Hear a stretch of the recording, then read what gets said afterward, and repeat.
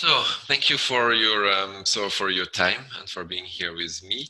So the idea is really like to present the technology.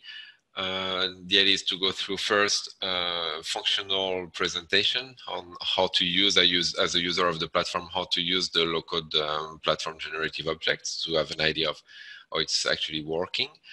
And the second phase will be to go deeper into, technically speaking, how it is done inside. So to really go inside the code of generative object itself. So the idea is to start showing the internal of the project. And it's also at this point a call for people, developers who would want to join the project as contributors also. So it will be much more technical on the second part. So you can choose to attend both part of or only the first one, but this is the plan here. And I know that a few of you here are already pretty interested in collaborating to the open source project. So I have announced the open sourcing of the technology. So my intention, if you read the post I did, is really to bring an alternative to commercial low-code platforms that we see arising at the moment. There is a big race on the market now for who will be the next big software vendor to sell that kind of technology. And the way it's going, it's like it's not gonna be open, and it's gonna be like technology that will be not accessible for a reasonable price for small companies or individuals. And I really believe that low-code technology is really something that is to become a common good, because it is so powerful that it can empower many people here on this planet to really create value, to create new applications, to create new businesses in a very different way. So it's for me very important that this becomes an open, a common good. And this is not the only, generative objects is not the only open source low-code platform, but so the idea is also to see all together if we can bring forces for all others who have also are also working on open source technologies this way, how we can somehow join forces and do something big together. So everything is open here.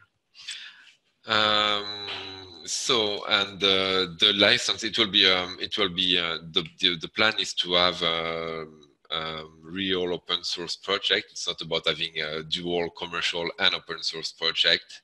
It's really like to go full Affero GPL to really ensure that this will be and will remain open technology. So this is the goal. Yes, so what I propose to you now is I will share my screen and just go through a demonstration of how we can use the technology to create an application. I make the assumption here that you are all aware about what low-code technology is. I'm pretty sure you are like aware, so I will not go into the presentation of what low-code is, but so it's okay now. So here is the platform. So it's a web-based platform, and the idea is that I have an instance here that I've put on my local machine, but it's a web application that can deploy on servers, and I will connect to my instance here.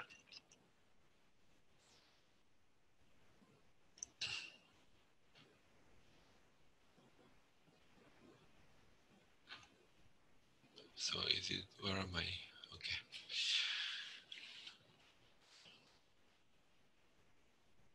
So I have here a project called Demo that I have initialized and that I will load here on my screen. And the ID, the model, generative object. So you create a model of the application that you want to create, and then the ID for the way it's done in generative object is that you always start with the data model. So you start modeling your entity and your relationships. So here I will go to entities. And for the demo, I will create here a basic customer contract application.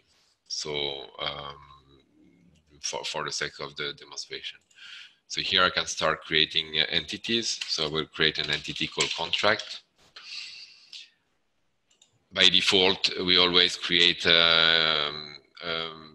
primary key of type unique identifier, GUID. but it can be changed to anything, and it can be even like composite primary keys.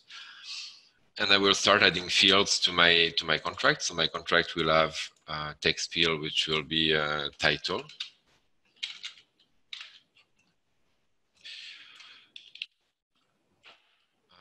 We'll put a date.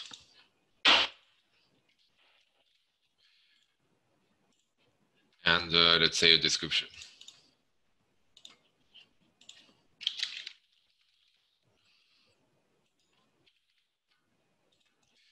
Optional. And I will also, to demonstrate another kind of field, we will add an enumeration field here for the status of the project of the contract. I can select here the enumeration to be used. There is no enumeration in the system yet, so I will create a new one, which will be project statuses with what can we do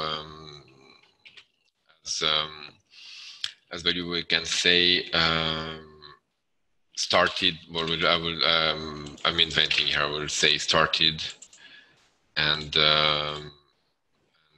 finished.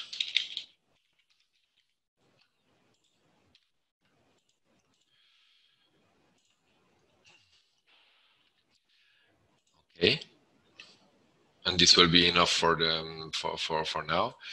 I will create an entity called customer. My customer will have a name. We will leave it this way for now. And I will create another entity to demonstrate one of the main principles of generative objects, which is that data can be decoupled from the data model itself. So, which means that here in advanced, we have what we call entity data source. By default, it is a database data source. So this entity will be, the storage will be the database associated to the application, and will generate also the full database for the application. Here, I want to connect to something else. So let me find another screen I have here. Here we want to connect. I'm checking to find my link.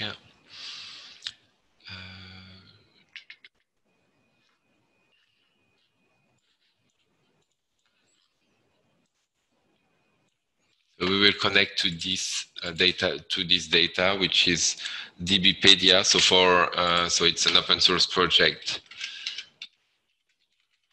that parses pretty a lot of data from Wikipedia and other data sources. So here we have an ontology for countries, and the idea is we will create an entity that will connect to this data source as an external data source. And to do this, I will create a new entity here that I will name country. I will remove the ID here because this is not this kind of ID that we'll be using. And in advance, I will say I don't want an entity data source. I want a SparkQL endpoint data source. So SparkQL, for those who don't know, it's query language for accessing semantic data on the web. So for using linked data. So this is a connector I've just created very recently. So I will say that I want to connect to this kind of data source. And the endpoint is this one, dbpedia.org SparkQL, and this is the default graph URI, and I will take English as this default language.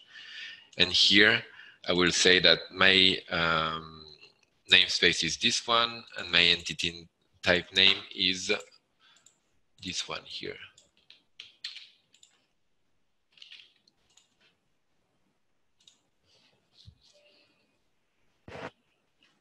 Okay, and I will add fields to this to this entity. So the fields are the fields that we can find if I take, for example, Algeria. So we have abstract is one field, government type, language, etc. So we can get any kind of information we have here. Here we will take a few of them. We will have a text field, which will be the name. We will have another text field for the long name.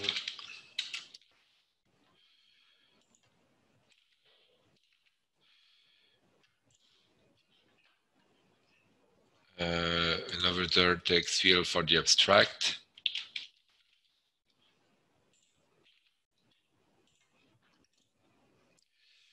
An integer field, integer number field for population total, for the number of people. Population total. And it's an integer. And we need to have the URI, which is the unique identifier for accessing a country. And this will be the primary key. Okay. Once I have added all the fields for my entity here for country, I need to configure them to say how to connect, how to map this to the data in DBpedia or in the SparkQL data source. So here the field namespace for abstract is the DBpedia ontology, and the name of the field is abstract. The long name, I'm checking if this on my other screen.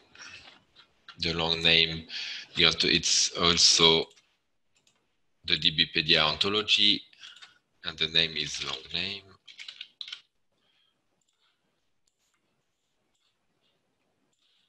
And then what I've done, long name.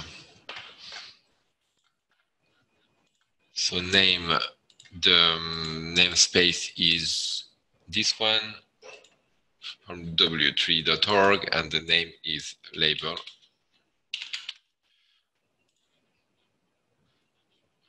And population total.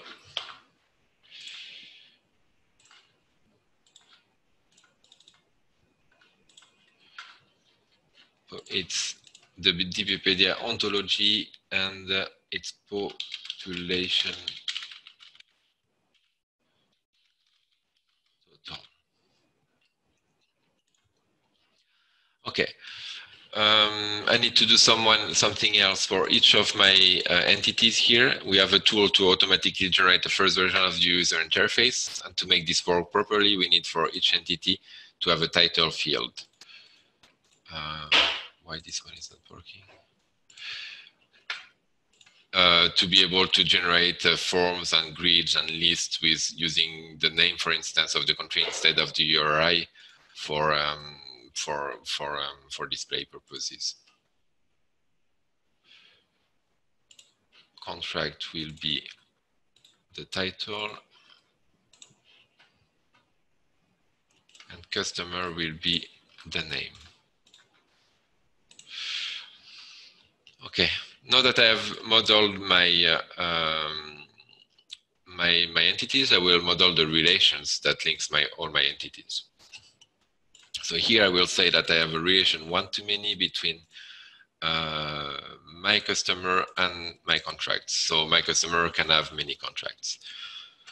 I save this one. So in the background, it's actually creating the foreign keys on the right entities and the links and everything. We have a relation one-to-many between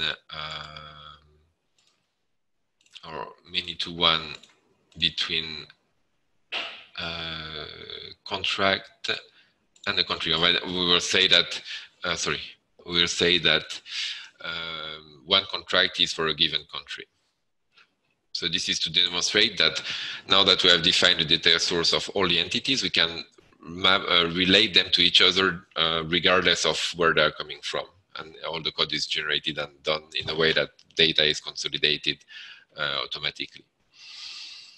Once I've done this, I will go to the platform configuration and I will add here a security provider. So we can have application security, which means that we'll have a data in the database of the application, a table of user names and password.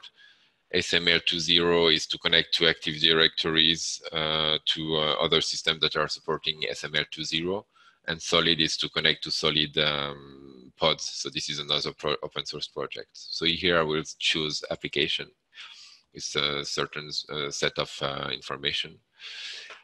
And here I will want to also generate an API Explorer to see and to be able to navigate the APIs that will be generated by the application.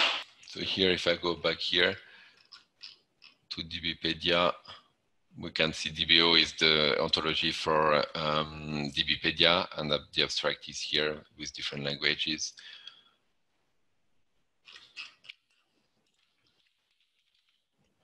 And the label is here. So this is the name of the country, and this is another namespace here. So this is where I was getting all the namespaces and everything here. I have a small question. Yes. So in your experience with customers, this kind of way of specifying entities and then relationships between entities with their multiplicity, etc. Yes. Was it well received? I mean, are your customers or were your customers used to specify that way? Yes. So the way we worked is like we were like always having a team accompanying our customers. So it was like a team of 2 people who would go to the customer and define the model with them. So the customer were not using the platform directly. But what I can say is that the 2 people who were working on projects for generative objects, they were always they were not developers. They were like business analysts. They didn't know how to code, and yet they were able to do the whole thing. So it's a matter of education, of explaining how it works to model data this way. And usually what we do a workshop in which we don't go directly to the platform, but we write on paper, and we really figure out the model on paper before then creating it on the platform this way. Okay. Yeah. And yes, it was well received. Even like people were not technical at all when we would get them into the ideas of how it works, and they get it, you know. And especially, well, sometimes the models can be more complex, and then it's a bit more difficult, but they get the point. And if they have the proper support, then it was really working fine. Yeah. So here, so if I go back to my entities, I still have my 3 entities here, but if I want to show the system entities now, I will see that there are several stuff that were being created. These are system entities created for supporting the API Explorer and the security aspect of the application. Now, once we have this application, this level of the application model, the entity and the relations, then we can model the full user interface the same way in a form-based way, and some other stuff like reports and filters, and we can model the security and everything. For the sake of the demonstration, we have here an option called Auto Create UI. So this is something that will automatically create for us on top of all the entities we've designed here. We'll create the first version of the interface, and this version will be a crude on data, so pages for listing and editing data. So this is a good way to really quick start an application and have the first screens generated for you. So now if I go to pages, for instance, I will see that I have a page for listing contracts, and this page is composed of one element, which is a contract items element, and this contract item is a grid, with a certain number of columns here, and comments, so buttons for adding and viewing and deleting data, and etc., etc. So it's all automatically created, but we could do it from scratch, and we can completely change it. And by the way, maybe we'll change a few things. For example, on the country grid, we have the name is probably better to be put on as the first element of the grid.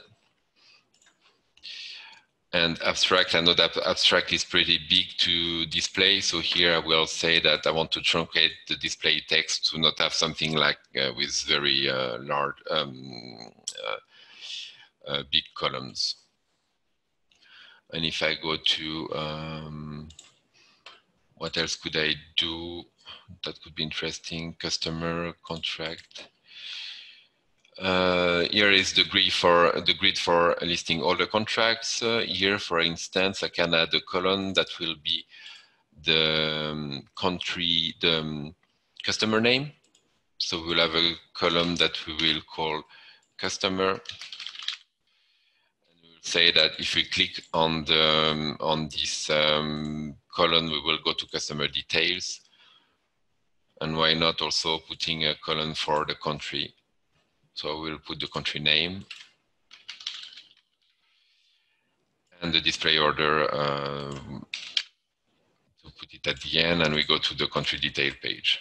So just to have a quick view on how we model this kind of user interface elements here. Once I'm ready, here I will also change something. I will change the landing page to, we want to go by default to the list of contracts. And I remember I have something else to change in the formula to display a contract, this one. Here I have a lookup field here. So if I double click here, a lookup field to select the country. And I will just change the load behavior here, just because this is a new connector and I don't have the search mode start with. I only have the contains, so we'll put contains. So this is for having auto completion on lookups to related data.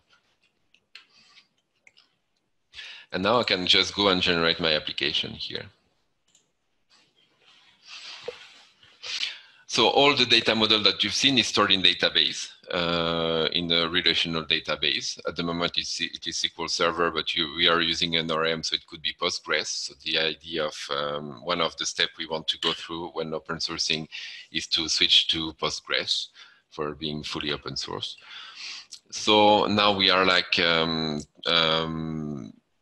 reading the whole meta model for this application, and generating code from code generation templates we have for the whole structure, the whole architecture of the target application. So it's live generated the code now. And we will see that the code that is generated is human quality code. So we can go through it later.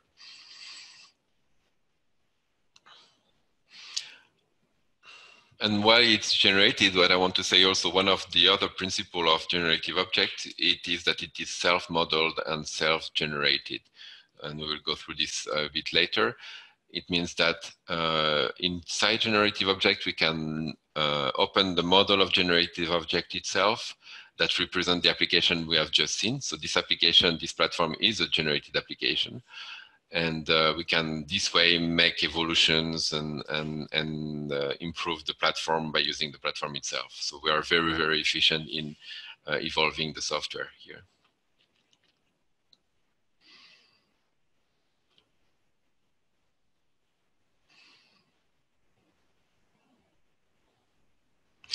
And when we generate code, we'll see this later also.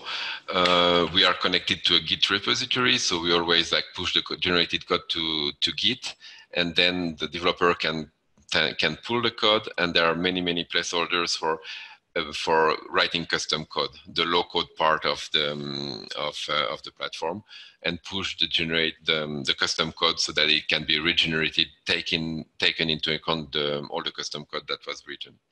And of course, without losing it generation after generation. So after the code is generated, it is built, and then it will be deployed on the server that is connected to this platform, and it will deploy the database.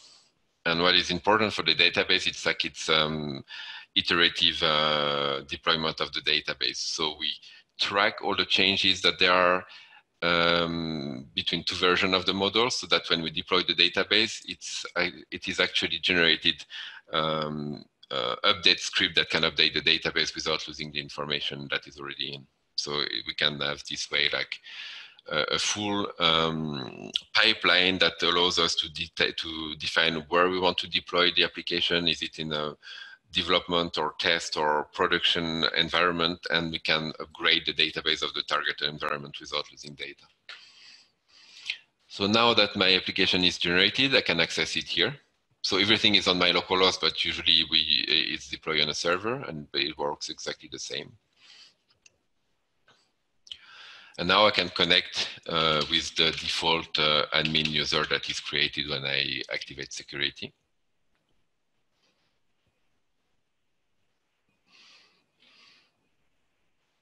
And here we are. We have no contracts here, so I can start. I can create a new contract. I have no customer, so I will add a new customer. Let's say SNCF. The country, so here I can start typing, and then this is the country is coming from DBpedia.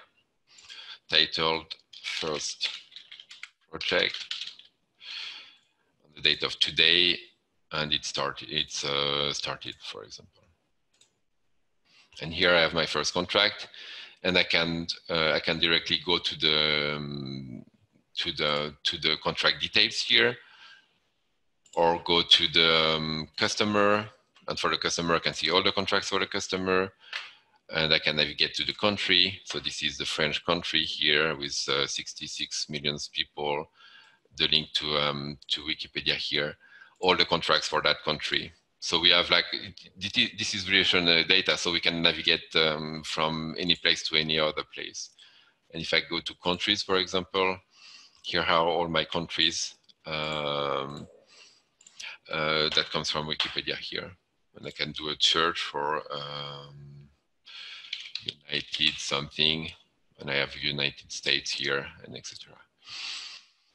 So here it is for the for a first basic application to give you like a quick view on how the platform is working, and we can go much deeper in all the other features that we have, but this is a first go. From here, I can open, if anyone has questions or want to share something about that part, then you're just welcome to unmute yourself and say. Hi, this is Yusuf. May I? Yes, of course. Thank you. So at this stage, does the platform generate any pages with analytical views on the data? Yes, we can check this. Okay, so I note that this is the reporting part. So we can do this. We can have yes. So I will demonstrate this after. So the idea is like it's basic report. It's not like it's not intended to replace strong analytics and reporting systems for very complex reporting, but for basic reporting about the number of contract per status or per country or all these kind of things, then yes, it's operational reporting, not analytical reporting. Sorry? It's operational reporting. Yes, operational reporting, it does it, no problem. And so we can check, and we will go through this and create a report together. Okay. And for advanced reporting using existing tools, then you can either connect directly to the database, because the generated database is a relational database, apart for example, DBpedia, because this is external data, or connect to the APIs, because when we generate an application, here we included an API, all the data, all the features, everything is exposed through APIs. So if I go to my API Explorer here, and I want to get all countries, for example, so I go to the country API.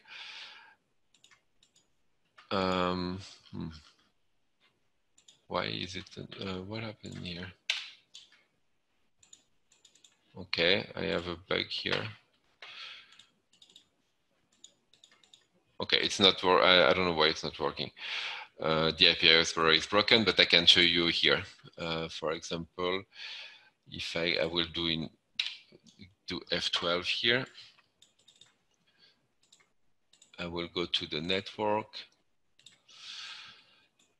And if I go to, I don't know if I've done F12 on the right page. Let's see.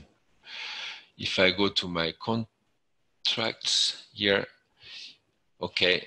So if I do F12 here, network. So if I do, and I will search by title for, well, I don't need, I will do a search here.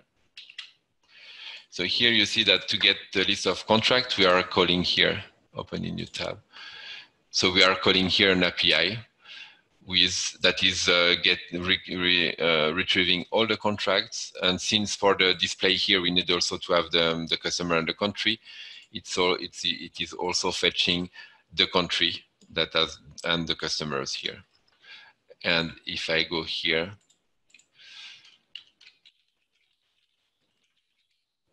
I will make it more readable.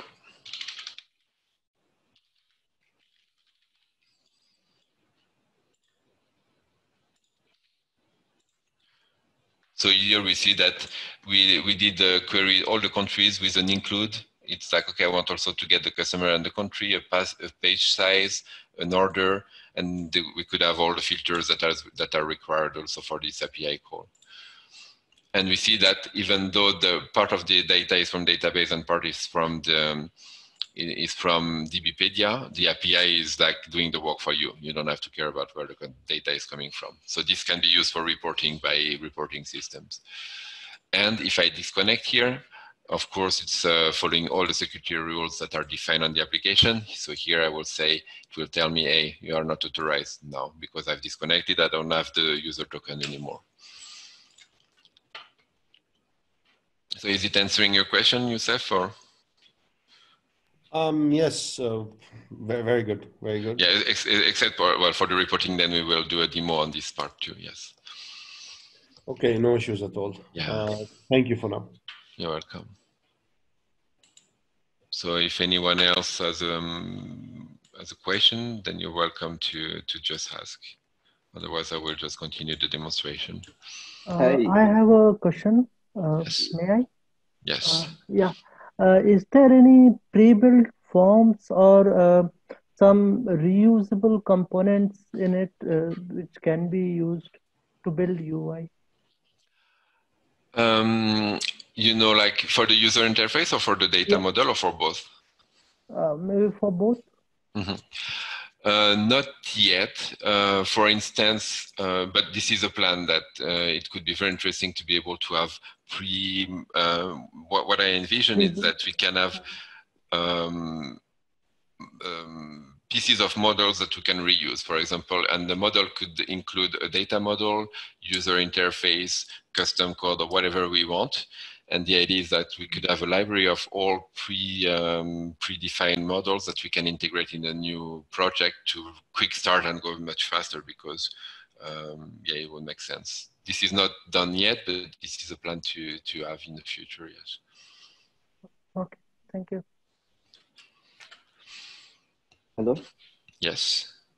I have a question. Can I ask? Yes, of course. Okay. There is data. Is it a data model? There is something you loaded at the start of this video.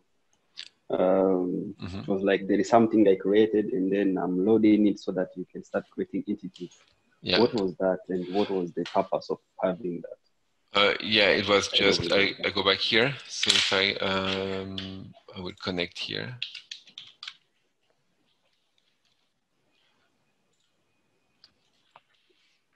You mean this when I did load here?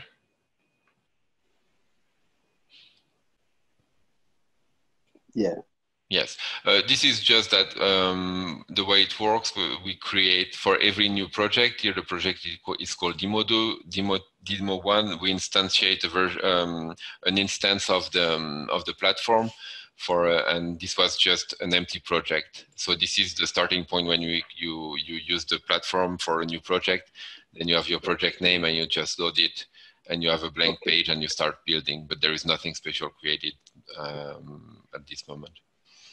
Okay, then somebody had to, can I then create template, a project template, or I have to use that one every time I create it? At the moment, it's not a template project as such because it is fully empty and there is nothing defined, but it is linked to the previous question of can we have already existing models that we can reuse that would be here that we could potentially select, okay, I want a basic customer contract application, for example, that I will load and then start from there. But at the moment, there is no, Okay, thank you.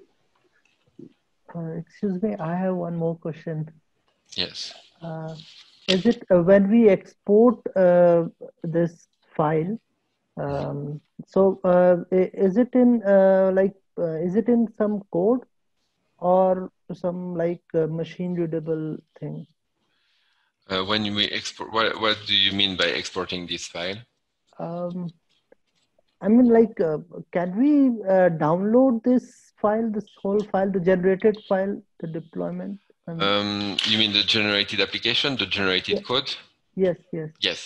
Yes, you can. It's all, and we can, I know this, but we can go through what is generated. So the generated code is pushed to Git, and all the scripts for creating the databases and all the assets, they are really all pushed to Git.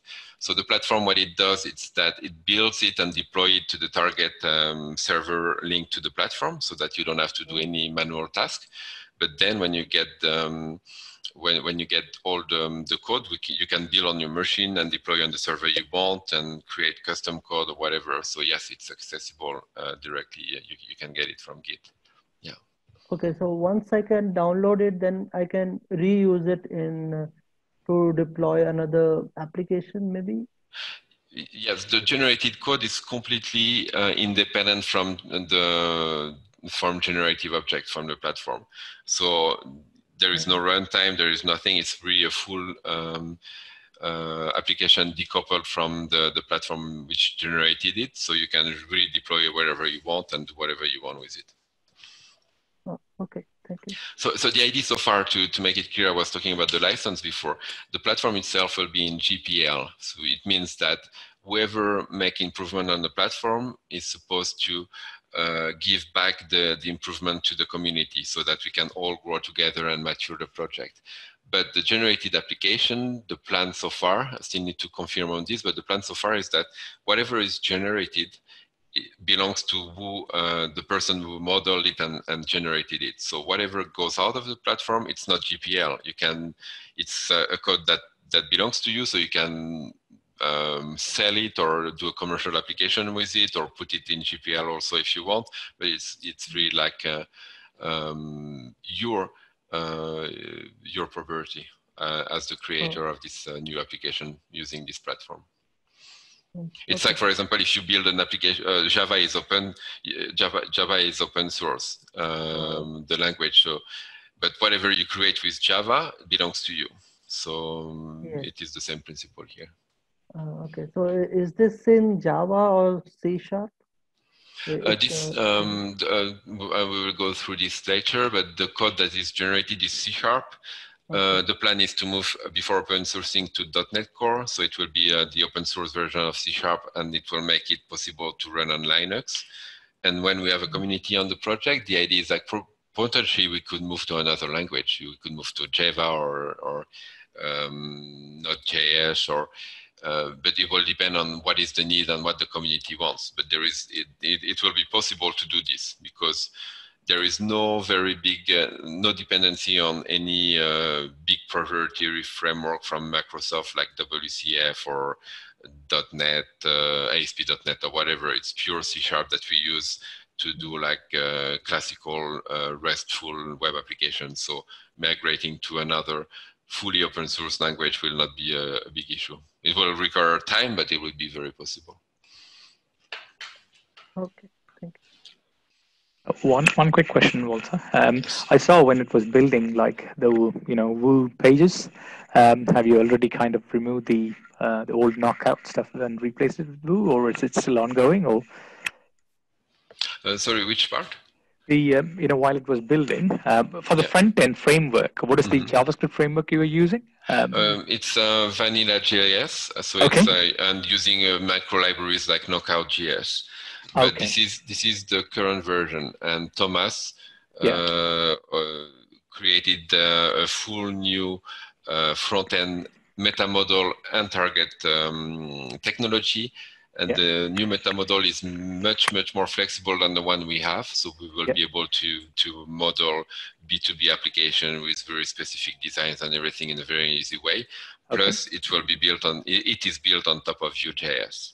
Okay, because while it was building, I could see Vue.js, like, Vue come up in a few instances. So I thought you may have already, no, but because there is already plugged in, but it's, I can show you here. Okay. Here you have something called generate new application layer. Yeah. So this is the new Vue.js base. Okay. So it's not tagged. So we go through this, but we don't generate. But we are already capable of generating it on this new front end. It's just that we need to finish a few things before having it fully complete. Absolutely fine. Cool. Thank you. So maybe any other question? And okay, so I think maybe before going to more demonstration here, I can show you the generated code. So it will make it much more clear for all of you about what is behind the scene. So generation, demo 1. So this is the code that has been regenerated. This is fully generated from just now. I will open this.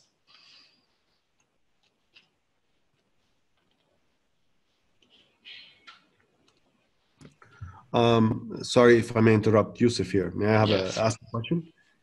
Yes. But it also generates the Microsoft Visual Studio environment files to edit in Visual Studio, right? Yes, exactly. Yeah. Okay, so when you move to .NET Core, will you stick to Visual Studio, or will you go to Visual Studio Code, or what's the plan?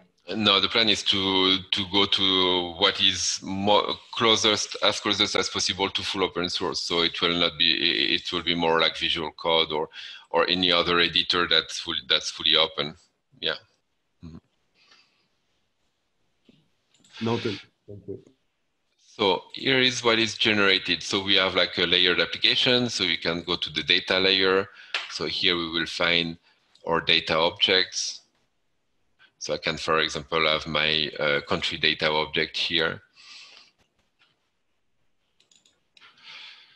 So you can see that the code that is generated is fully readable code, structured and everything. And so it makes it like very easy to work on the application itself, on the generated code itself.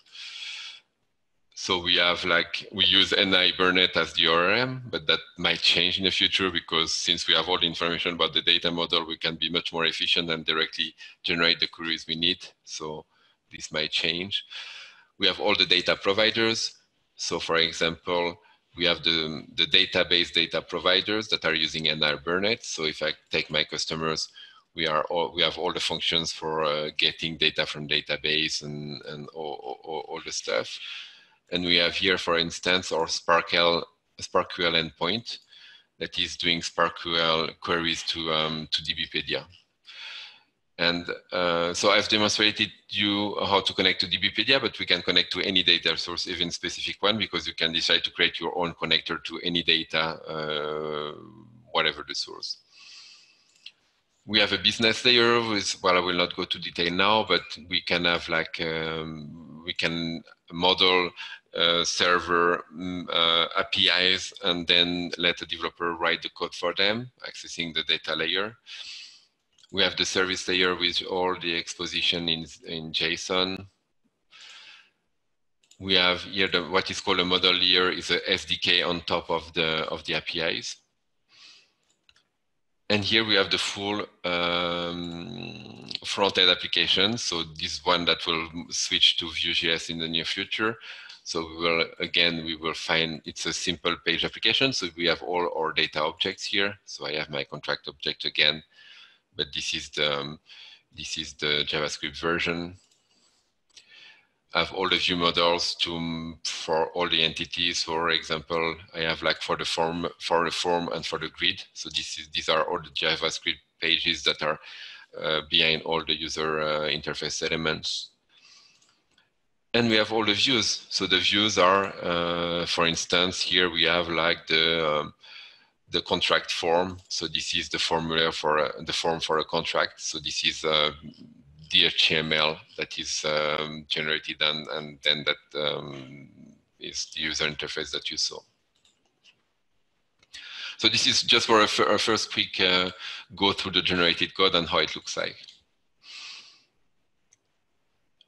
Any questions specifically for that part, for the generated code? I get Yusuf again, if I may. Yes.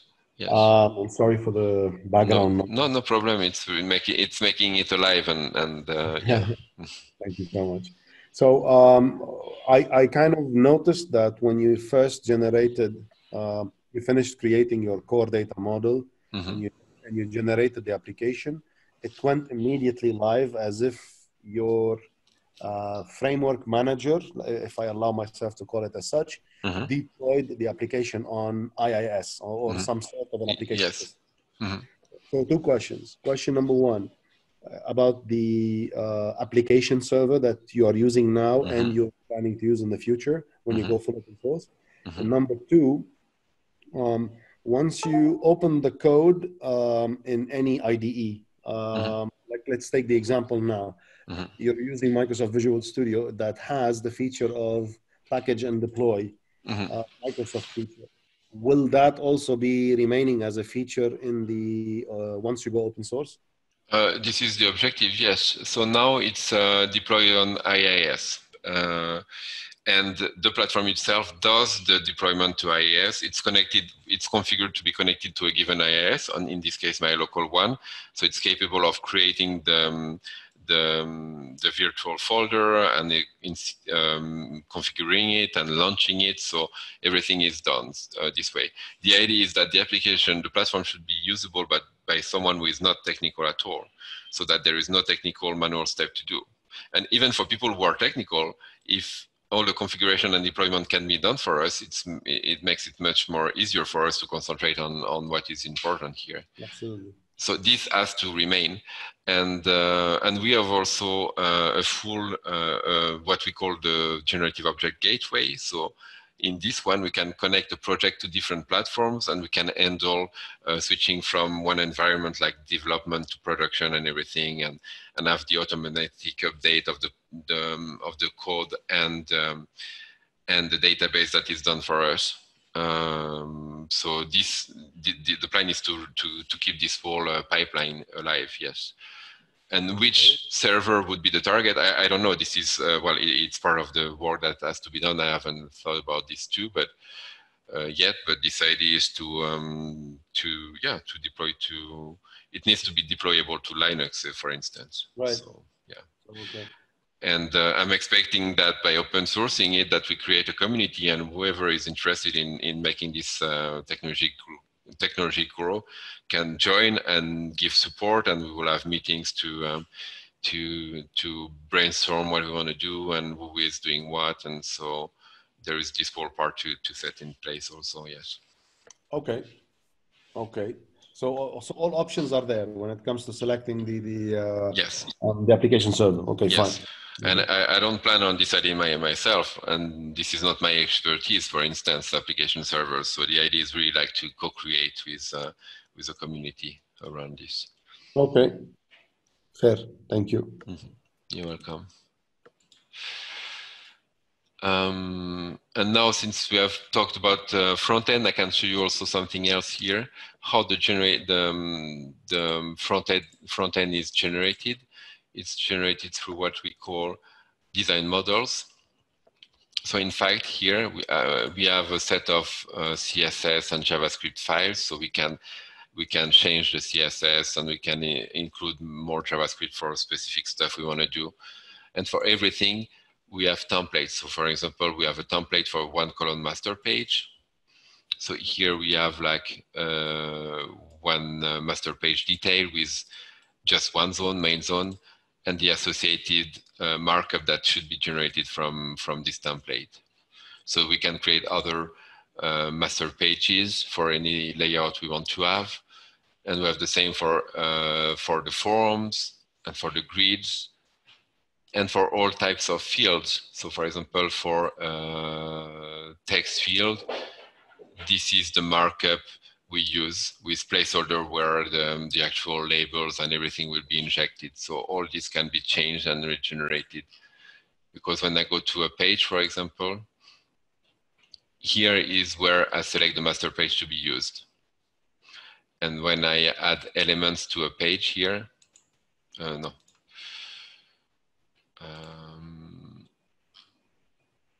yeah, when I select here, I will change. If I select the 2-column master page, then I can select in which zone, left or right column I want to inject this grid or this form or whatever. And it is the same for all the user interface elements that are built on top of templates on what we call design models. So the user interface is pretty flexible, yet not fully, because we rely on bigger building blocks, which are grids and forms and fields. And it's not so, we can add more, but it's not so flexible so far. So for adding a new type of field, for example, like a Google Map, for example, it can take some work to integrate it to the technology, to the platform. So with the new meta model that Thomas was working on, it will be much easier to add it directly through the user interface here. Okay. So it has already been an hour. So I would want to check with you where you are. So because the topic is pretty big, so we could spend 2 days on it. So the idea is like, I would like to propose several different options about what we want to cover next, and see what the majority of you is feeling like going through now. We can go into more functional aspect of the platform, because we can cover, for instance, what we call the components to plug specific behavior to the platform. We have something to do import-export to Excel or CSV or stuff like this. We have all the reports that we were talking about here that we haven't covered. We have all the management of security, because we can go pretty deep in the granularity of security rules we want to model here. So we can go more into the usage of the platform itself, or we can go to a presentation of the Generative Objects code base to see how it's built inside. So how can we do? Maybe if you use the comment section of Zoom, you can tell what is your preference, and then we can move from here.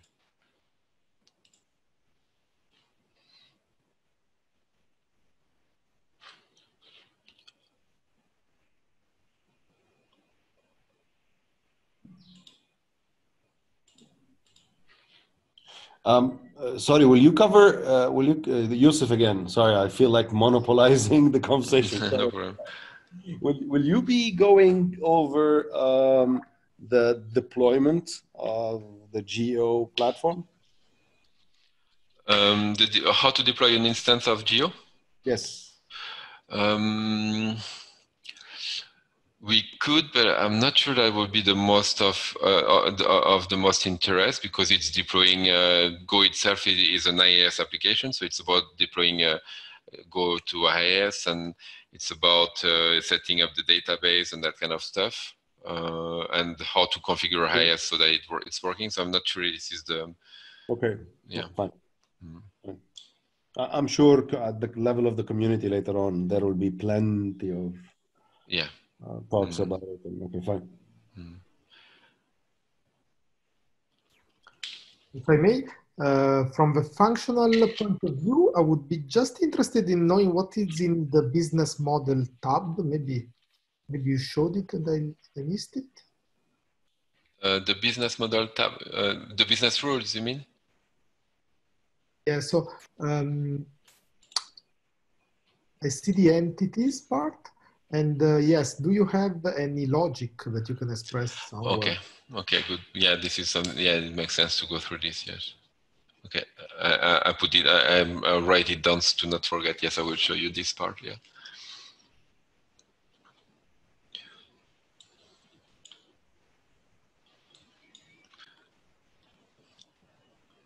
So. So the only comment I have so far is like, well, apart from like going through the logic, business logic, I have here Velu with having a preference on going to the code base. So I don't know if there are other feedbacks or if we go this way.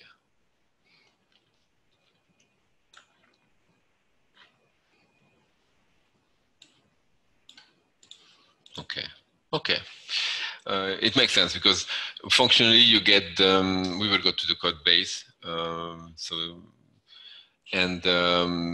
you get it functionally how it works, the main principle. So we'll go to the code base first. Yeah, just to answer to you, for the logic here, we have a way to define validation rules. So we have a few of them which are already automatically created through the modeling we did of the data model, like for instance, the max length and required stuff.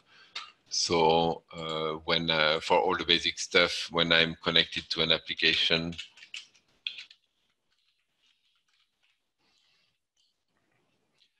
here, no, I will create here a new contract. Well, if I save here, okay, for example, I have all the rules about mandatory fields that are checked, and so it will be the same for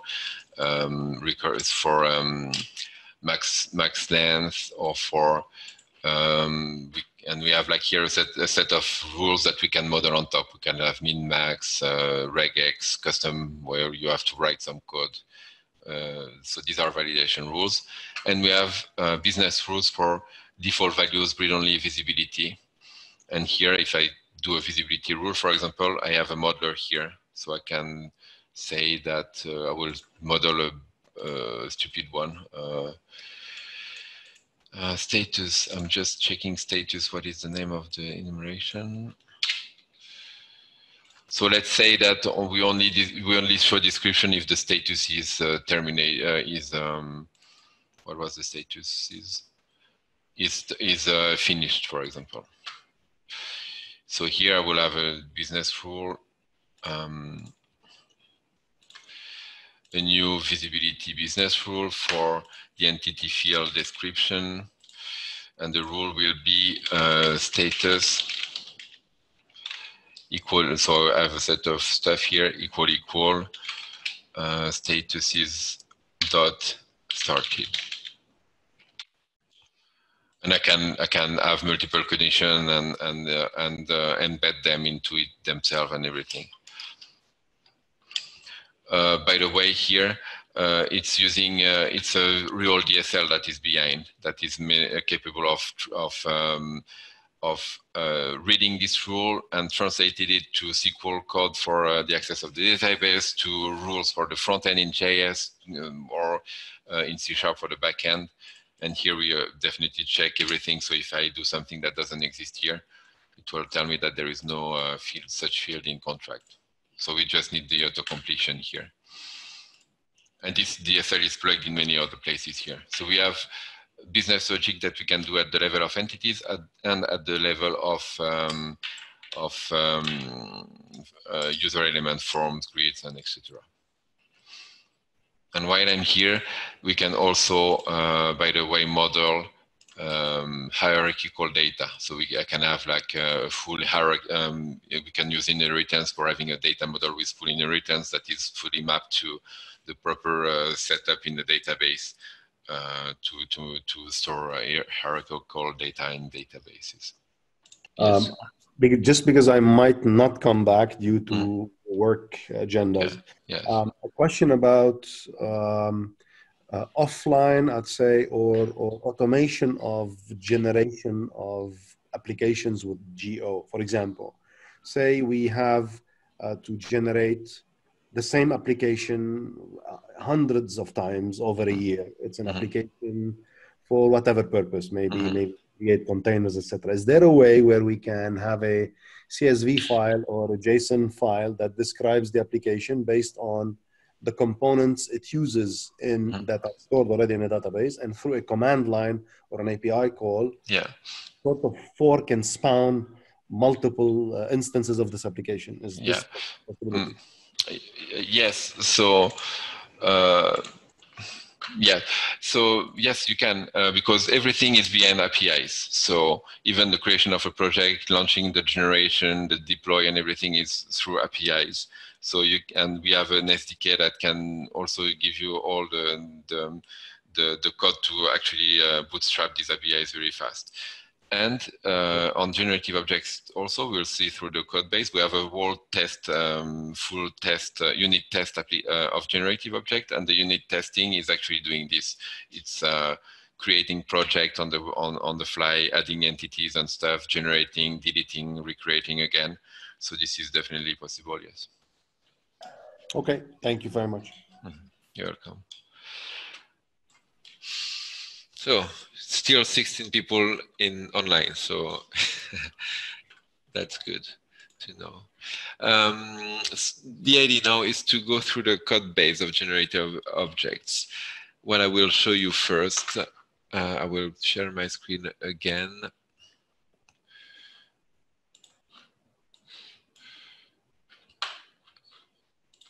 Share screen.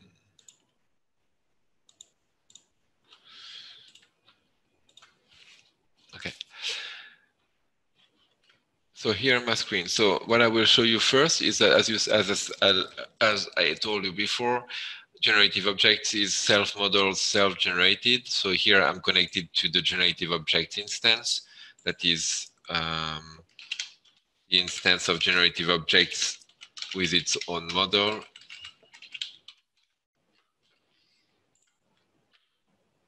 So you can see that here the project name is generative objects. So I will load this project. And here I have the model for the application I am actually using. And if I go to the entities, you will have an idea of the size of the application, because we have 261 entities, which means also that the database for generative objects is basically 200 more, well, almost 300 tables. It's not fully true because we have inheritance, so that there could be like several entities stored in the same data table, but basically this is a pretty big application. And if I, for example, go to the concept of a business entity, so entity, this is this one. So this is the entity that represents a business entity. So this concept is actually what is also shown as a user interface here. So you have many calculated fields, and well, the description we have here is the description we have here, for example. So this is inception. Here it's a bit hard to mentally figure the things, but this is the data model for generative objects. And all the relationships, for example, one entity can have many business rules. One entity can have a discriminator field, so this is for relations, and etc. So we have like 35 relationships between entity and others, other concepts. And the same way, we have all the user interface defined here. So if we do the inception again, if I go to presentation form, yes.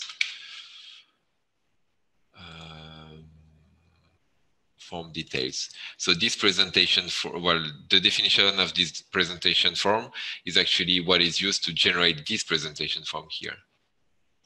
So the display name on left zone is the form display name is what is here. So if I change here the label and regenerate, automatically my application will automatically be with something different here. So just to really demonstrate to you the self-reflection of the platform itself. And I can show you at the same time, it will be interesting to see another feature of the platform. If I go to components, here I have a certain number of components that are the modeled here. So we have deployment utilities with, for example, delete local assets here. And that takes a certain number of parameters here. So when we model components this way, we are able to plug, we have APIs first that will be generated on top of this, plus you will have possibilities to plug in buttons wherever you want in the interface and call these methods that are implemented by a developer server side. Okay, so now we'll show you the code base of Generative Object. So you will see here, with no big surprise, that we find again the structure we had for the application we generated, because this is also a generated application. So we will find all the data objects, and here, by the way, we will find all the components, the server components here. So if I go to deployment utilities that we were looking at, then this is the method and the code that is written by a developer. So this is a way to add custom code server side. And we have also a way to add custom code, by the way, on the JS side. So for example, for the entity form view model,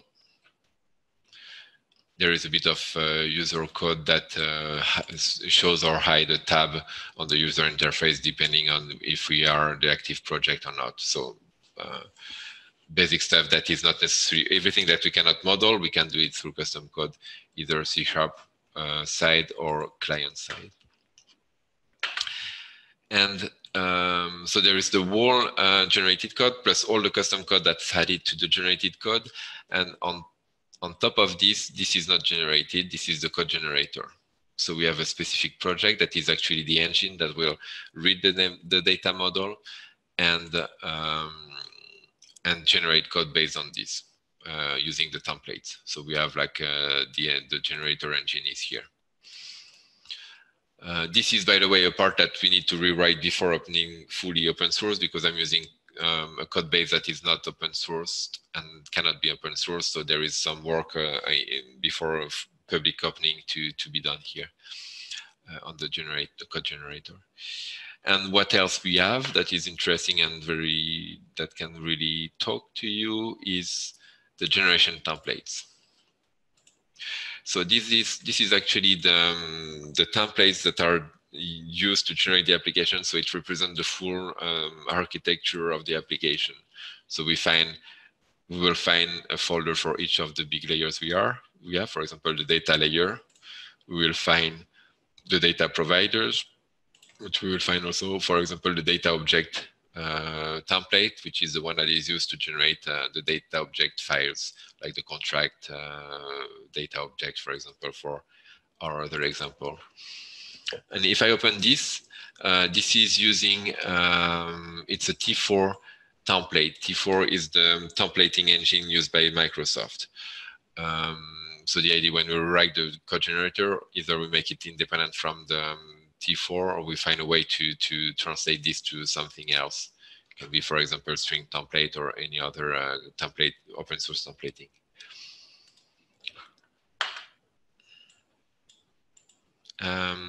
Yeah, thank you, Gregory. Talk to you later. Thank you for your time.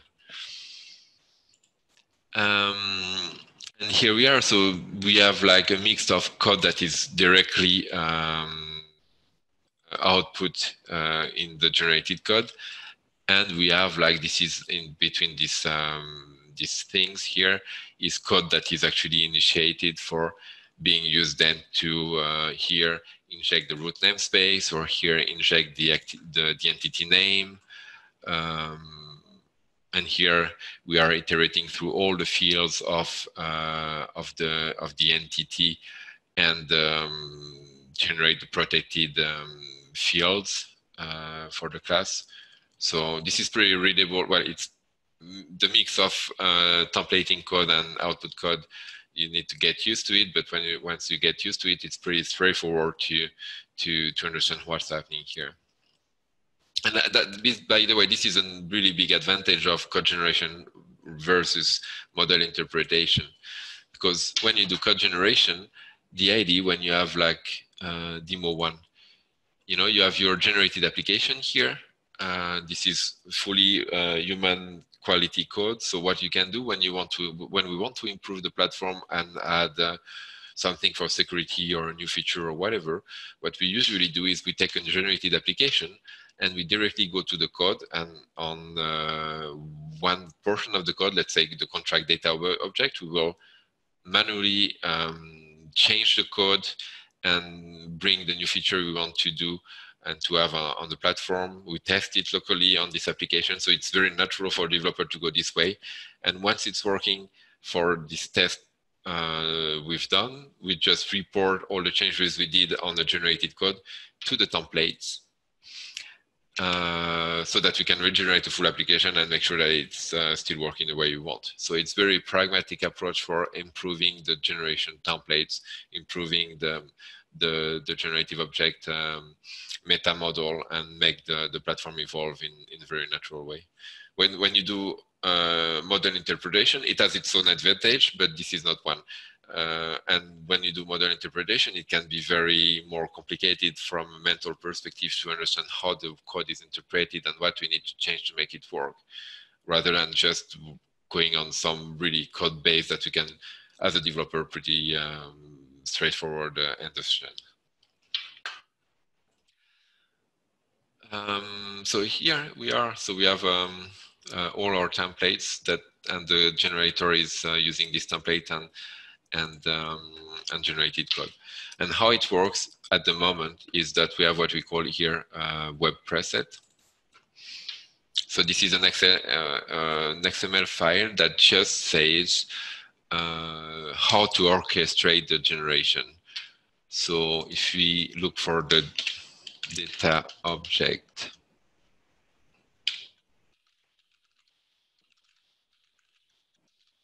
template, here we have the data object template we've just seen. So this part here, this task preset, is just saying that for emit type is for all business entities.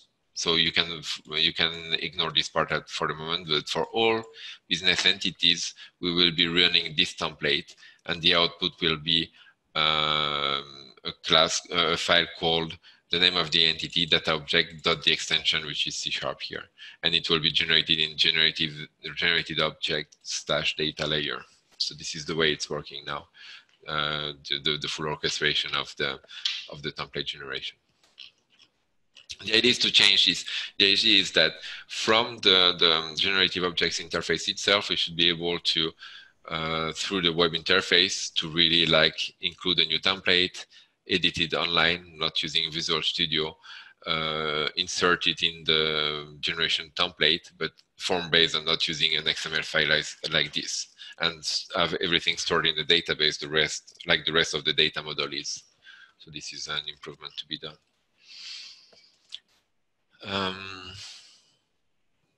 Yeah. Excuse me? Yes. So by having these templates, I suppose that it would be possible to have different kind of code generators for different platforms or different programming languages. Yes. For example, to generate the application to Android or other. Yes? Yes. Yes. And did you support this or not yet? This is a very good, very good insight. Yes, this is the idea is really this is often a limitation of low-code platform and critics that's done. It says that low-code platform, they are good to only build data-centric application for many domains like finances and sales and whatever, but still very data-centric and for management application. Because most of the low-code platform, they are designed for this especially, and it's very hard to change this. But with the system here, definitely we could have a different set of generation template. We could even have a different meta model because the meta model we have for generative objects now for modeling application is targeted at data-centric application, but we could enhance the meta model or having another one and having a different set of templates to generate a very specific, a very different kind of application. Let's say, for example, search engines or whatever we could imagine that would make sense to be done through a model-driven approach. So the idea is like, how can we have a generic low-code platform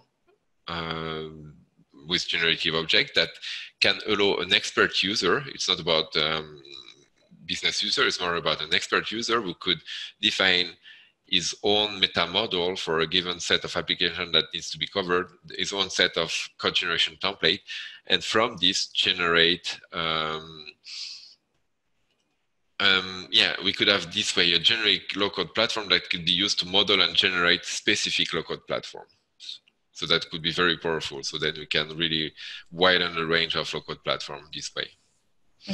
Thank you. This is not supported yet, but this is why also when I was saying that rather than having an XML file for templates and everything in Visual Studio, when we bring all this inside the web platform itself, this is the step to go through to be able to do what you're talking about now.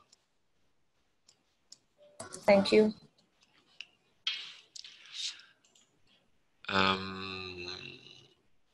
So what else? What we have also, and thank you for your question, was really good, really good question. Thank you for asking. On top of what is custom also are all these support classes. So it's a set of classes. So it's source code for some, for example, HTTP utilities to get the application-based URL. And this is all the code that is common to all applications and doesn't need to be generated all the time. So it's put in some what we call framework classes, and with open source, fully open source. And when we were working for customers, this is the code that we would deliver with the application, so that the customer can have the full set of standalone classes and code that needs to be used to be here to run the application. What else? And then we have the test layer. So here we have like we have the test base.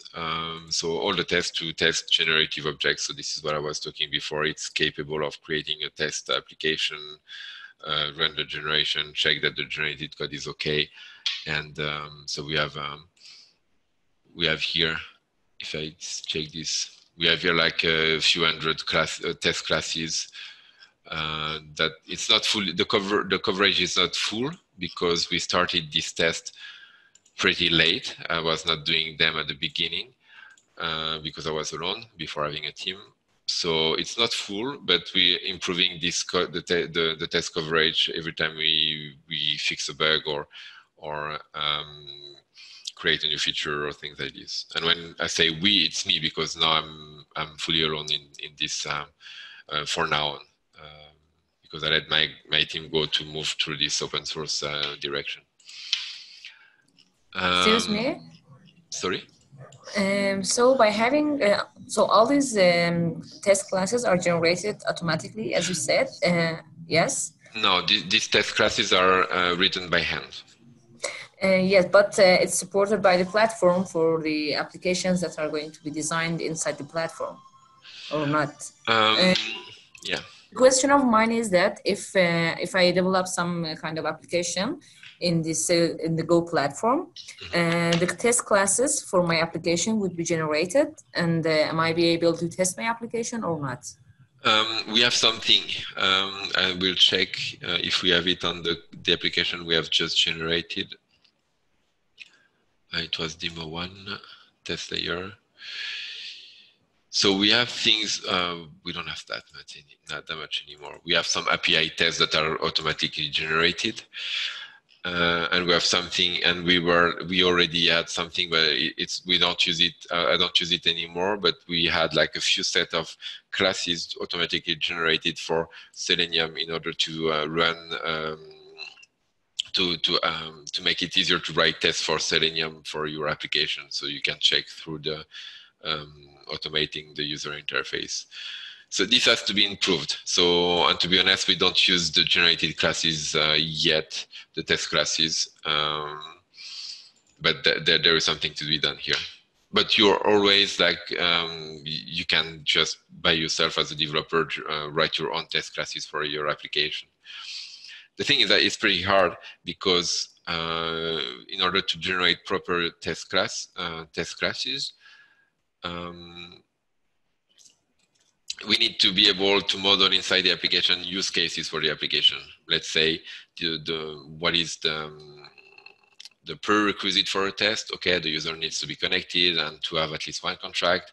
The scenario is well, to change that in the contract and whatever, and the end result should be something. So because technically testing your application is useless because the code is already generated and the generation pipeline has been tested. So the test that we could automatically generate would just work because this is generated code and it has been tested. What has not been tested and needs more modeling is really like the use cases and what is expected what is expected functionally to happen in certain situations. I don't know if that makes sense what I'm sharing with you. Yes, actually I have a lot of questions, but I prefer you to continue. Thank you for answering. Okay. Then there will be many topics. So for whoever is interested, I will set up community space where we can share, and we could have like brainstorms and calls on specific topics, like for example testing, to see what exists and what we can improve and what can be done to make it to make the technology grow. This is a very good idea. Thank you. Yeah, thank you.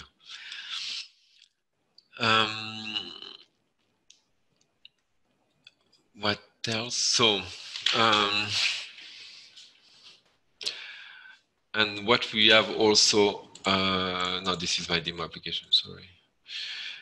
What else we have that is specific for generative objects is the business layer helper classes. So, well, the framework are classes that are integrated in all the applications because this is common code that is used by all the applications. The business layer helper classes, these are classes that are used internally of generative objects for the generator to actually have helper classes for generated code. For example, if I go to business model helper, I will have a function from an entity being able to get all the PK fields. So this method is then used in templates whenever we need to access PK fields for generated code. And why we have a function for this is because we use inheritance. Then in case we have a parent entity, then the PK field is on the parent entity. It's not on the entity itself. So it's a big set of many helper classes. So here we are very much into the fields, get all the relation fields, etc., etc. So this is code on top of the meta model to help access the information of the meta model in a more consolidated way for the purpose of code generation, especially. So we have a set of helper classes here.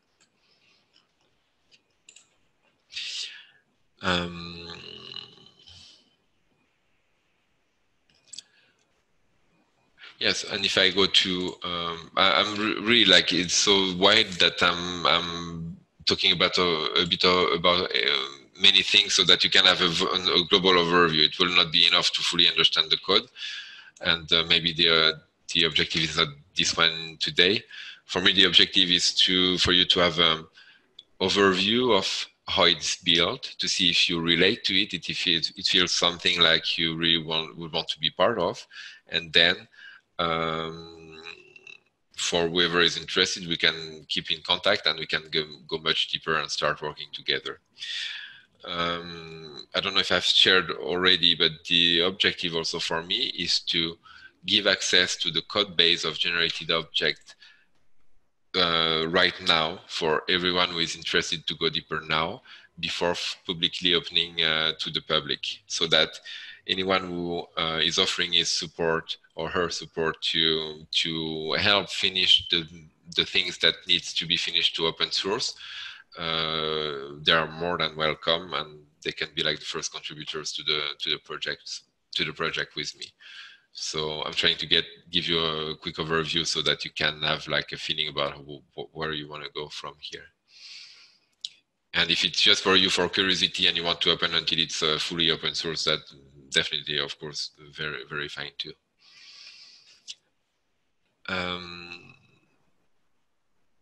What else? Yeah, so what I can show you also.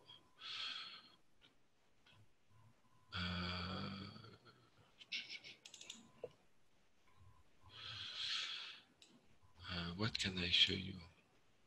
Generative objects.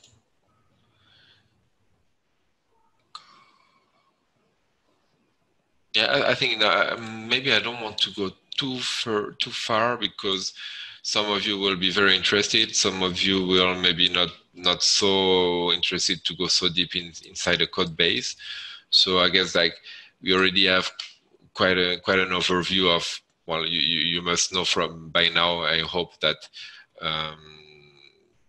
you have a good overview of what it is about. So, and it has been 2 hours. So what I would propose is to open to questions, and from the question, then we can probably, if there is an interest, go deeper in some parts, or just have a discussion together. Walter. Yeah. So may I ask you something, Walter? Yes, who is talking?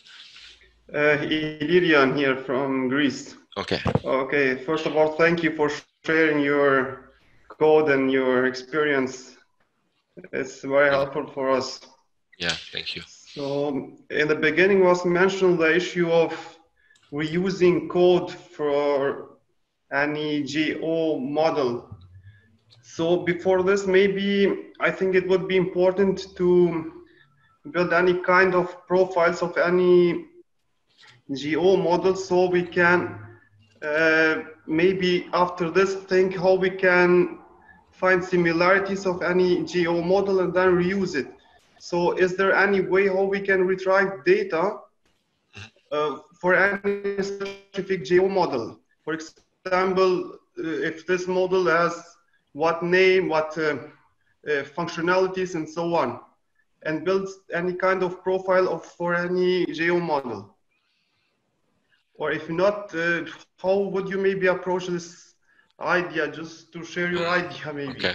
I'm not fully sure that I understand the question. I will rephrase it so you can tell me if this is what you meant or not.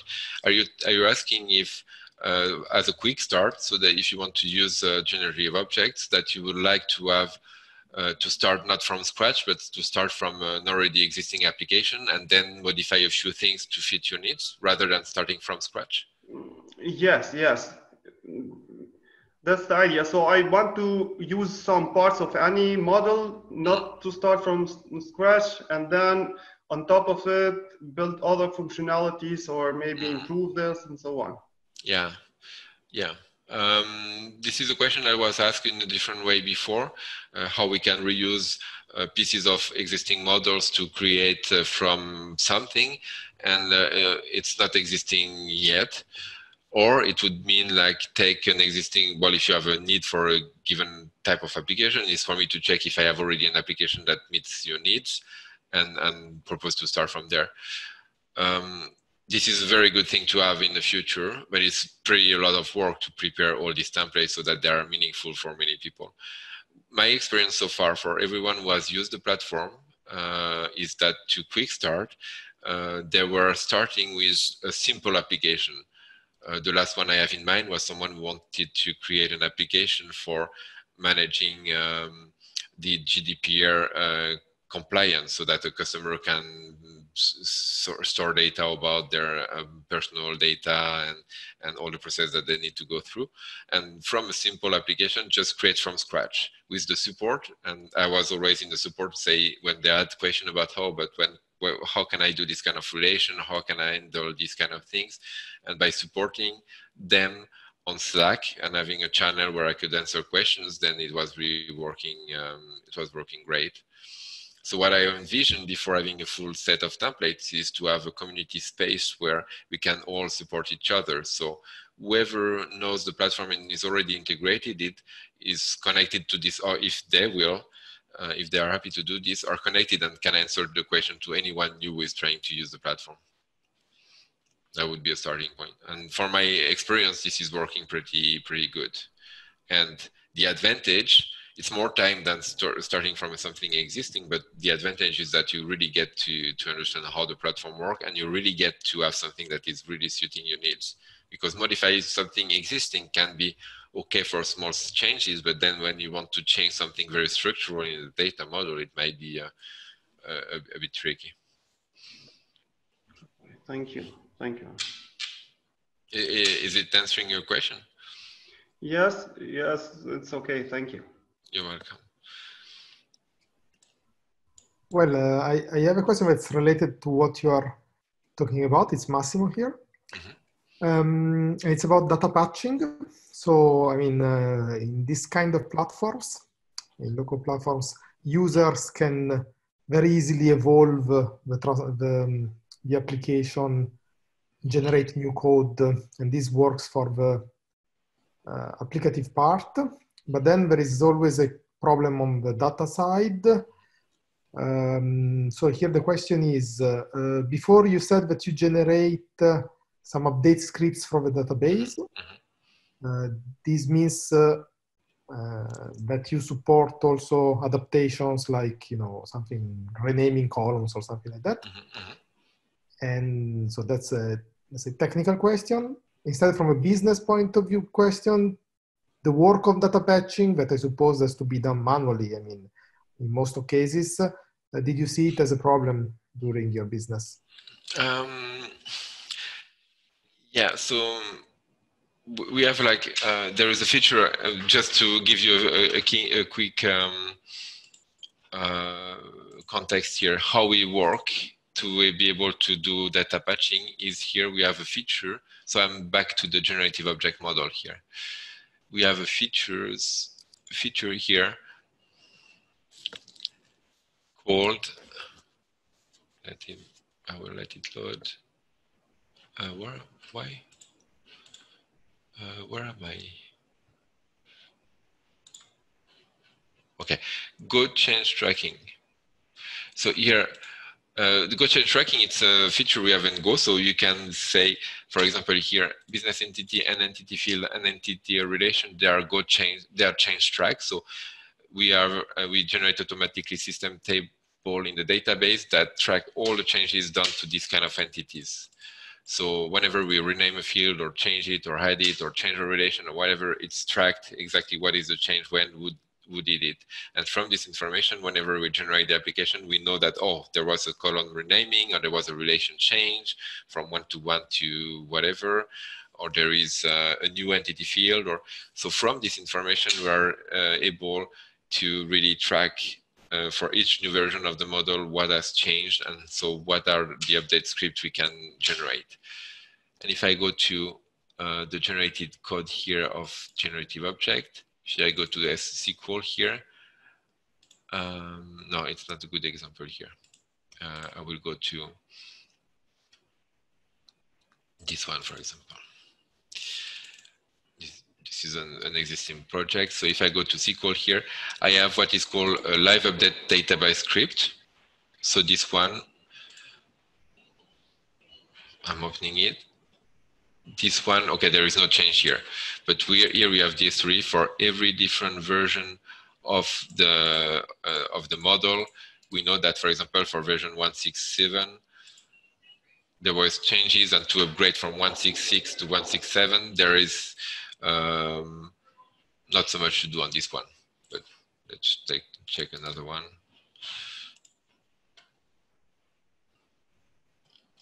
Here we have, like, for example, we have a new non-unique key on matricule here. So this is a change. So we have really this tree of all changes. And this is, in most cases, enough. And this is enough even for production application to upgrade an application from one version to another.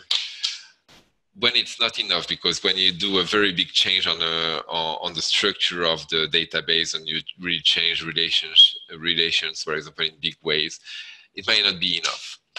But what you can do here, you can add scripts with .custom at the end. So for any custom script that you want to run on top of the automatically generated one. So that the idea is that to test it on the pre-production environment, so that you know that you have a pipeline for updating the database that works even with manual changes. And this can be applied on any other environments, including production. I don't know if it answers the question or if I lost you somewhere. No, it's very clear. Yes. Yeah. Okay. Thank you. And what we do, for example, for generative object itself, whenever, because we have running applications and instance. So if you have, like, for example, 10 projects done with generative objects, so you have a model for your application, but there is an improvement of the platform and a new version of the generative objects platform that is delivered, you need to be able to upgrade all your existing projects. And we have a way to do this, and we have what we call releases. And for every, and this is on top of the automatic SQL script for updating the database. We have also here ways to add also a README and specific scripts to run for upgrading one application from one version to another. And it could be SQL code, but it could be also anything else. So we have a pipeline of automatic delivery that is implemented that allows to do these kind of things.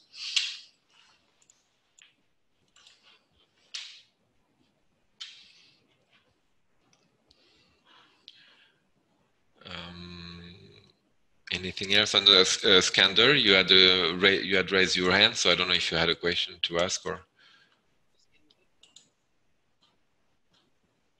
Excuse me. I have, it's Faiza. Okay. I have a very general question. Yes. As you said, the main objective of your project was to provide an open source platform for developing local platforms, since the existing ones are commercial and are not free. But the question of mine is that in most of the real cases in the industrial commercial ones, that the graphical modeling is supported, or for example, for UI pages, the drag and drop ability is supported.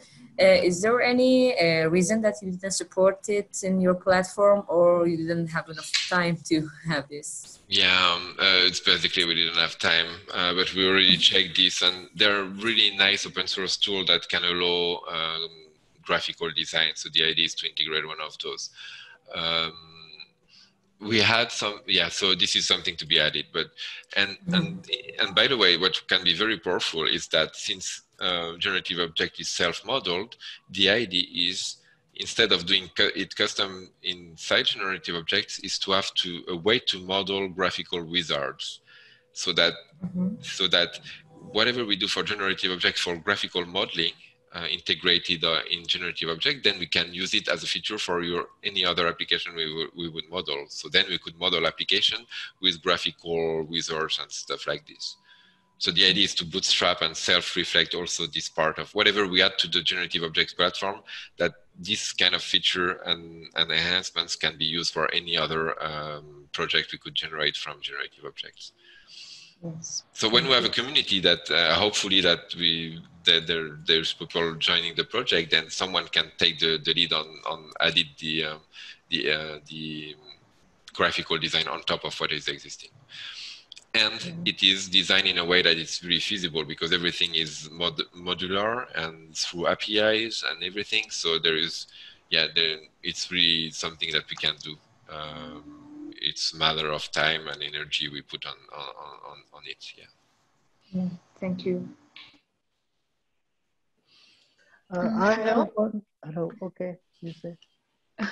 Okay, Walter, this is Fatma here. My question is that in the generation template, these templates are for developing the application in the Go platform. Can we add the more generation template through which we can integrate the other platforms with it? Sorry, can you rephrase, because I didn't get your question. Okay, my question is that in the generation template you showed that in the code base that these generation template are generating for the this Go platform application. Yes. So can we add the more generation template for the other platforms which are not the Go, which are some other low-code development platform? What do you mean by for Go platform? From Go, means that in the generation templates, you show that these templates are for generating the application which can then run on the Go platform. Okay. So can we add the more templates over there? If there is any flexibility in this, so that we can. Okay, so first, it's not running into the Go platform because there is no such runtime or whatever. It's generated something that is independent. But maybe is a question about, can you reuse the generator engine for generating anything that you would like? Yes. Generation. Yeah. Since we need to rewrite the generator, at least part of it, the idea is to make it independent from generative objects. So that what you need is the generator itself and a way to inject a template and metadata and generate code from this, then you could do it using the generator itself and nothing else from generative object, not the meta model or not whatever. So this is a plan, yes, to make it modular enough so that it can be used standalone. Yeah, but it's not the case now, but this is the plan. Okay. Thank you. You're welcome. Okay. Yeah, I have one curiosity just for like this. Like, what is this reverse engineering tab? Yeah. Okay. Yeah, this is a tool that is here from the start. It's a way to reverse engineer for an existing database a full data model. But from experience, it never was really a requirement from any project I was working on, or maybe a few, but it's not something that is really used. But this is the idea of reverse engineering an existing database, and that's not sure it's fully working yet, still, because I haven't tested it on the latest version, but it should be possible. And GoExcel, there is a video on this on the website. The idea is, because this is a need for many customers, many people, they have Excel files to manage a bunch of data, and it's not enough to use Excel anymore.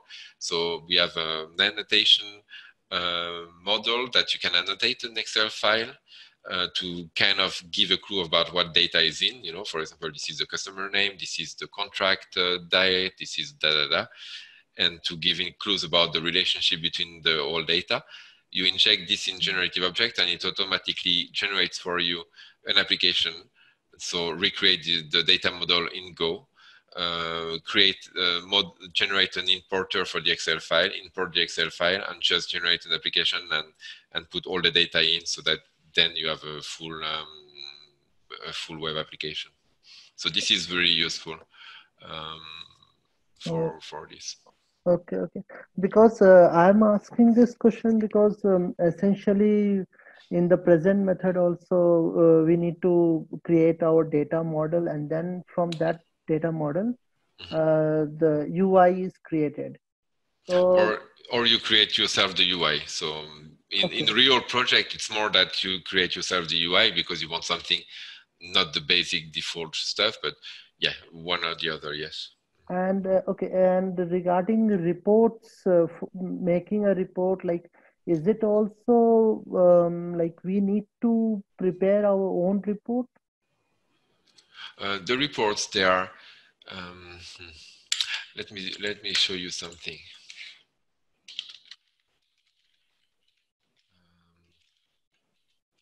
I will go to a real one. Is it here? No.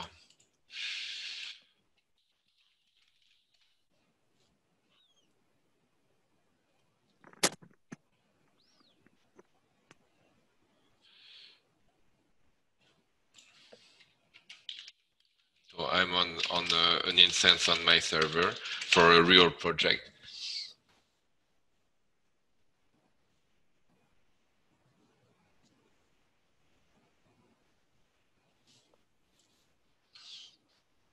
Okay.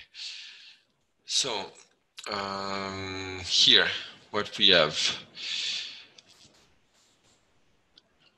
First, to create a report, the way we do usually is we create an entity with all the fields we want to have in the report. And here I've called this view something, view nombre appel d'offres par année par ville. It is all in French.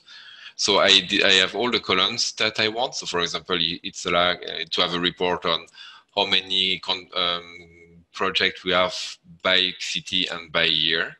And here in advance, I say, okay, this is a virtual, it should be virtual, not this one. I set it to is virtual to say that, okay, this will not create a database in the table. It will connect to a view that you have to manually design in the database. You see what I mean? So here we model an entity. Manually in the database, we create, I will show you a bit views. For example, this one. Manually in the database, we create the view that will be doing our reporting. So it will be here, for example, depending on the category of the project, we'll return how many we have. And then here in the reporting section, we can model a report. So here we say, for example, if I create a new Go report on view nombre appel d'offres par année, I can say if I want line, bars, radar, or a pie. So let's say I want a pie, and I want to sort by year. And here I want to say by each year how many contracts I have, for example, and then I save. And this is enough to have a report that you can include in any page.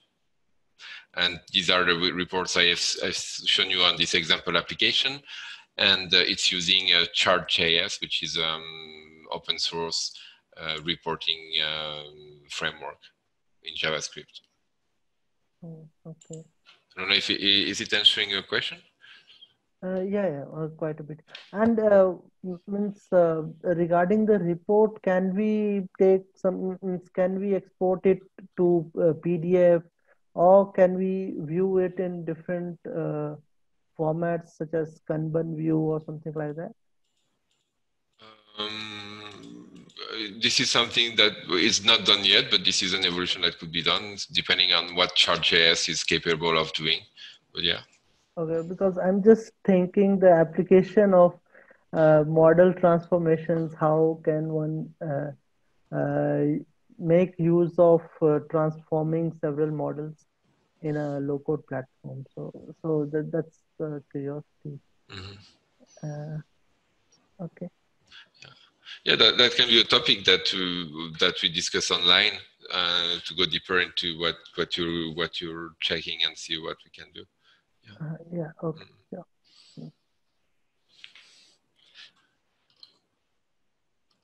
Okay.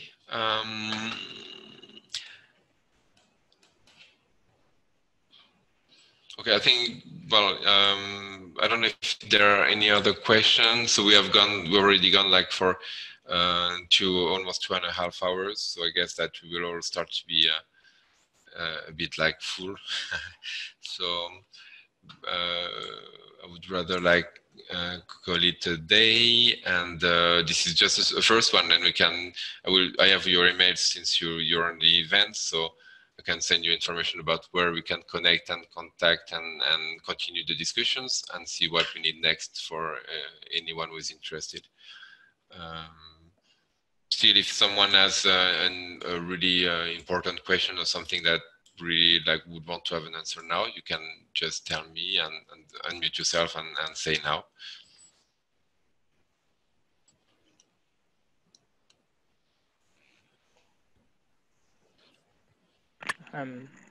Hi, Walter. It's me, Vilo, again. For us to kind of go into the project in detail, do we do that sometime later, or shall I get started somewhere with the existing code base and then reach out to you, or what do you think? I think I can, I can give you access. I know you're really interested to join a project and help, and so what we can do is I will give you access to the Git repository. Okay. And I have extra information and that I can share about how to set up an instance of generative objects on your local machine and a few stuff. So there are things I will share with you. And, okay. Maybe again, same thing. Maybe we do it in a way that can be shared for others for later, for the people who will join after, so that we can capitalize on everything that we. Yeah, you will tell me where it's difficult and you don't get it, or so that everything you go through now, it can be useful for others after. Yeah. Absolutely. Yeah, that's fine. Yeah. And I think we will have a call again, and let's see if someone else is interested in joining, and we can have a call with less people and go deeper in some parts that we haven't gone through yet, and maybe do a full setup together, or let's see how we do. Okay. Yeah, that's absolutely fine. Yeah, great. Thank you. Thank you.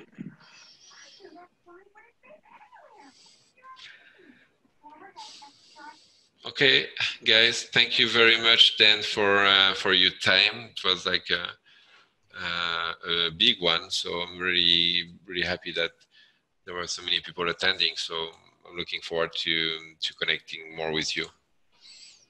Okay, thank you, Walter. Thank you very much. It is a very nice presentation and it is a very nice platform. So it's very nice to hear from you.